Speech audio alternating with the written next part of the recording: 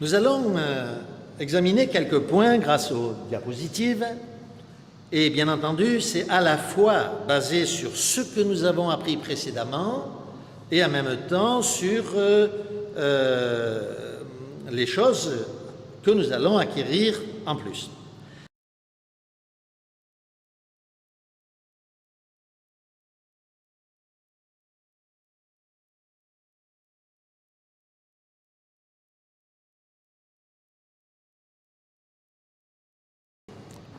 En combien d'endroits les eaux s'amassent-elles?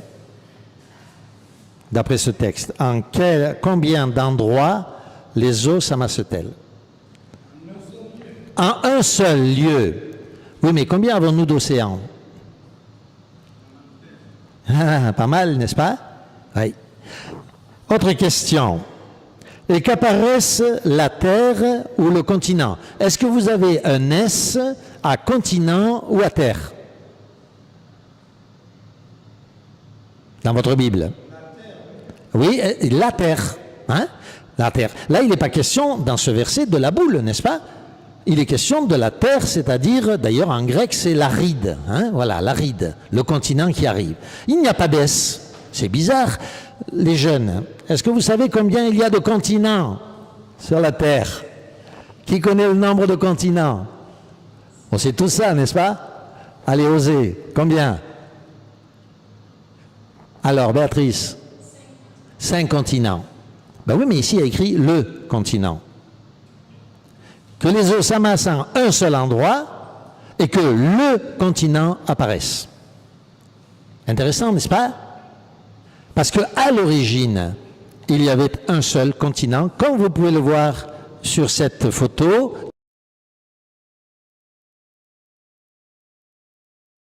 Alors nous allons maintenant reprendre notre texte, parce que ça c'est l'Ancien Testament, mais que nous dit le Nouveau Testament? Prenez-le avec moi, de Pierre. L'apôtre Pierre nous parle des derniers jours, et dans sa deuxième lettre, au chapitre 3, il écrit ceci. Sachez tout d'abord qu'au dernier jour, il viendra des railleurs, des moqueurs, pleins de railleries, guidés par leur passion, et ils diront, où est la promesse de son avènement? Depuis que les pères sont morts, tout demeure comme au début de la création. Ils ignorent volontairement qu'il y eut autrefois des cieux et une terre qui du milieu de l'eau, donc pas au milieu de l'eau, hein, une terre, une seule terre, au milieu de l'eau. Et alors en grec, le mot terre, c'est une terre bien compacte, hein, le mot grec. Par le moyen de l'eau surgit à la parole de Dieu. L'apôtre Pierre connaissait ces secrets que nous livre le livre de la Genèse. Dès les premiers versets de la Bible nous révèle quelque chose d'extraordinaire que les scientifiques viennent juste de découvrir maintenant. Homère parlait, le fameux philosophe Homère et conteur, parlait de l'Atlantide. Vous avez entendu déjà cette expression, je suppose, n'est-ce pas? L'Atlantide. Alors, pendant des millénaires, les humains ont recherché l'Atlantide. Ils pensaient que c'était une immense île qui était au milieu de l'Atlantique, d'où le nom de l'Atlantique, située au milieu de l'Atlantide située au milieu de l'Atlantique. Oui. Sauf que, bien entendu, ça ne rentre pas. Et Hérodote est très précis en disant que c'était une seule terre au milieu de l'eau, extraordinaire de vie. Des choses extraordinaires qui se passaient là-bas, il les décrit. La Bible parlait de tout cela des milliers d'années avant Jésus-Christ. Des milliers d'années avant que les scientifiques ne découvrent ces faits. Alors nous allons passer à la diapo suivante.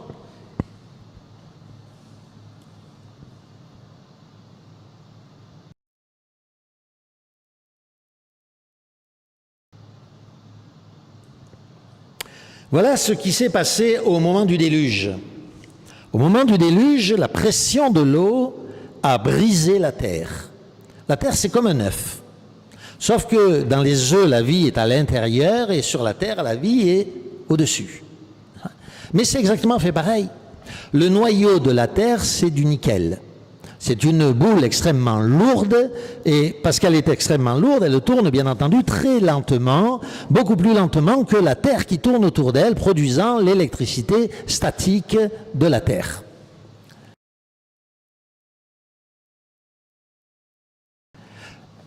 Au-dessus du noyau, il y a ce qu'on va... Donc on peut comparer le noyau au jaune de l'œuf, et autour de ce noyau, il y a le magma en fusion de la Terre.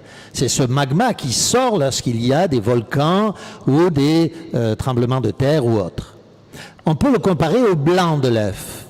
Et l'écorce terrestre, qui s'appelle l'écorce, parce que c'est l'écorce, c'est-à-dire c'est comme l'écorce d'une orange, elle est autour du fruit, c'est comme la coquille de votre œuf.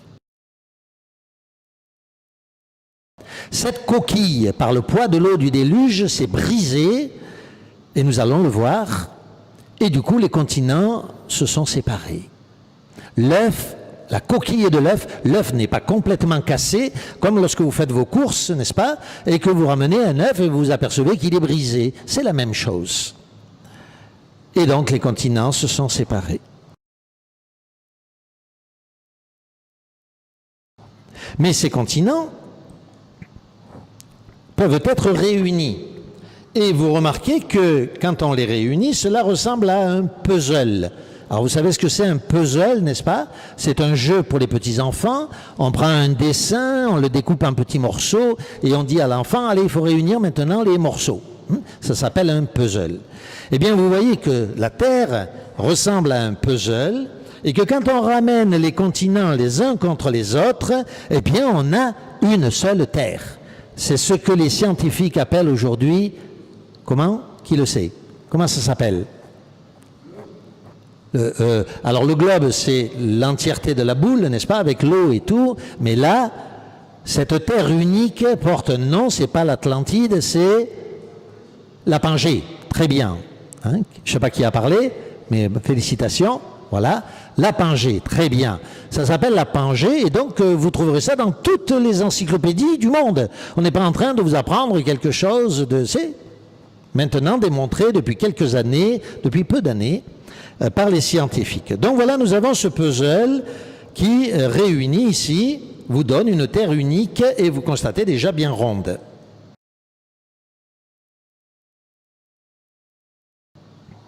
Voilà donc notre puzzle réuni avec tous les continents. Voilà donc une de ces fractures de la Terre.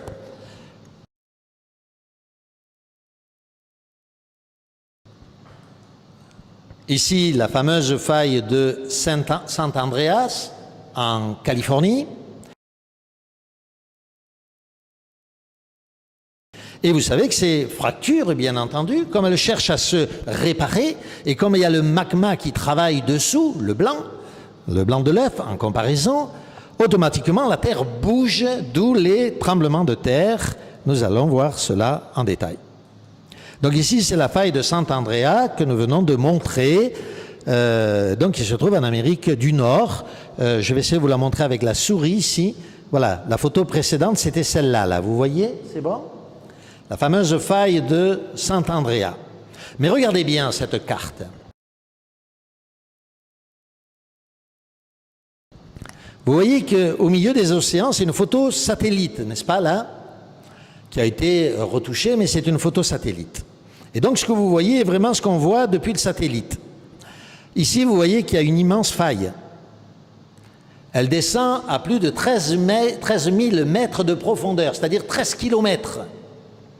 Et ici, tout autour, vous avez ces failles qui continuent, et vous voyez qu'elles se dirigent vers les endroits de fracture. Ici, vous avez une grande fracture. Vous reconnaissez la mer ici?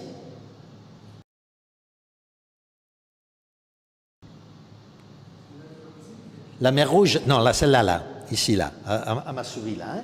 La mer Rouge, là, hein? C'est bon? L'Égypte, ici, et là, la mer Rouge. Et vous voyez qu'en réalité, la mer Rouge, c'est une faille qu'on a continuée avec le canal de Suez. Et vous voyez que la faille qui vient d'ici traverse exactement la mer Rouge.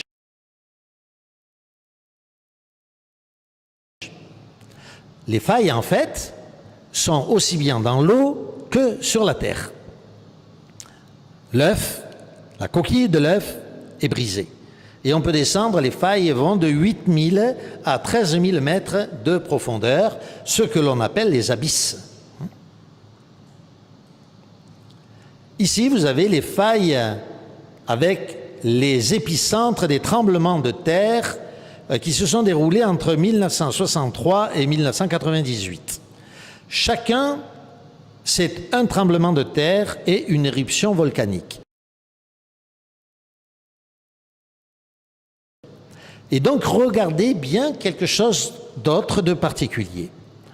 Vous voyez d'ailleurs le tracé, tout d'abord des failles, n'est-ce pas? Tout autour, comme nous l'avons dit. Mais regardez bien où il y a le plus de tremblements de terre, c'est là où sont les montagnes. Ici, sur toute la côte ouest des États-Unis, vous avez les fameuses Rocheuses, vous avez les Andes, vous avez donc toutes ces montagnes qui se trouvent, paradoxalement, toutes du même côté, c'est-à-dire le côté ouest des États-Unis et de l'Amérique du Sud.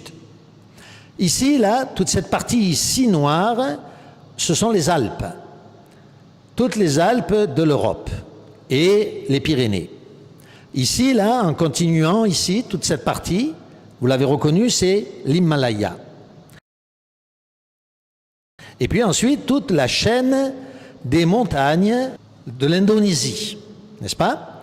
Et puis ici, les grandes failles qui séparent le Japon de l'Asie, voilà. Donc, regardez bien. Ces montagnes sont appelées des montagnes jeunes, paradoxalement ou comparativement aux montagnes vieilles. Les montagnes vieilles sont les montagnes qui existaient avant le déluge. Les montagnes jeunes sont celles qui sont apparues pendant le déluge ou après le déluge. C'est exactement la même chose lorsque les continents se sont séparés dans ce sens, comme ça. C'est-à-dire quand l'Amérique s'est séparée de l'Afrique, elle a poussé d'un côté. Vous voyez, si je prends ma nappe ici, que je fais comme ça, et que je la pousse, ou dans l'autre sens, on peut essayer, voilà, comme ça, vous voyez ce que ça fait? Ça fait des montagnes. Et c'est exactement ce qui s'est passé. C'est-à-dire que les montagnes hautes ont surgi par la pression de la Terre sur les continents. Et c'est pour ça que ces montagnes sont toutes situées en périphérie du repoussement.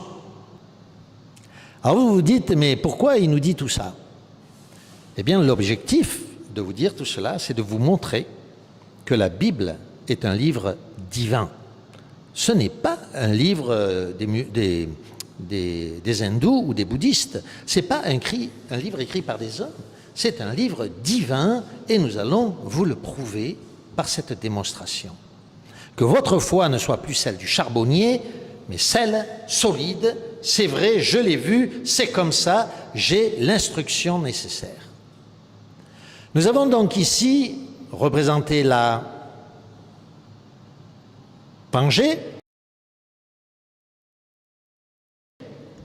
et nous avons tracé un cercle autour. Et vous voyez que le continent originel rentre pratiquement parfaitement dans ce cercle. Pour faire un cercle, il faut un instrument. Avec quel instrument fait-on un cercle? Avec un compas. Hein? On met un crayon d'un côté et une pointe de l'autre, on met la pointe au milieu et on tourne pour faire le cercle. C'est comme cela que nous avons fait. Vous êtes d'accord avec moi? Oui, n'est-ce pas? Comme ça qu'on fait. Oui, mais où est-ce qu'on a mis la pointe du compas pour faire le cercle? Sur quel pays, sur quelle ville, sur quelle région, sur quel endroit? Est-ce que vous voudriez me le dire? Isabelle? Sur Jérusalem. Si l'on met le compas sur Jérusalem, on trace un cercle qui entoure complètement le continent originel. Et maintenant, je vais vous demander de prendre votre Bible avec moi et nous allons prendre le texte d'Ézéchiel, chapitre 5. verset 5. Isabelle, est-ce que vous avez le texte? Est-ce que vous voulez bien faire la lecture avec le micro? Ainsi parla le Seigneur, l'Éternel. C'est là cette Jérusalem que j'avais placée au milieu des nations et des pays d'alentour. Comment Moïse savait-il tout cela? Comment l'apôtre Pierre pouvait-il savoir ces choses que les scientifiques du monde ont ignorées jusqu'à il y a à peine 30 ans? La Bible est un livre extraordinaire. La Bible nous donne une instruction que les autres humains ne pourront jamais vous donner. Ce que vous avez appris ce soir, vous pourrez en parler avec des scientifiques, vous pourrez en parler avec vos professeurs d'école ou d'université, et ils ne risqueront pas de se moquer de vous, parce que la connaissance que vous a donnée la Bible ce soir dépasse l'entendement de tellement d'hommes célèbres et scientifiques. Si vous apprenez à mieux connaître la Bible, vous allez apprendre des choses absolument extraordinaires. Et nous sommes là pour vous aider. Nous avons montré ce soir un exemple. Ici, on ne reçoit pas du petit lait. L'enseignement que vous recevez, c'est le même enseignement que reçoivent les pasteurs quand on fait les formations de pasteurs, après leur diplôme, c'est-à-dire les formations post-universitaires. Que le Seigneur vous bénisse, vous donne la force d'absorber cette nourriture spirituelle, que nous comprenions que vraiment la Bible est un livre qui dépasse l'entendement. C'est un livre divin, et il n'y a pas d'autre mot. Et le Seigneur nous donne cette connaissance à nous, parce que tout simplement nous sommes là, parce que nous sommes venus ce soir, et que nous sommes venus écouter ce qu'il avait à nous dire.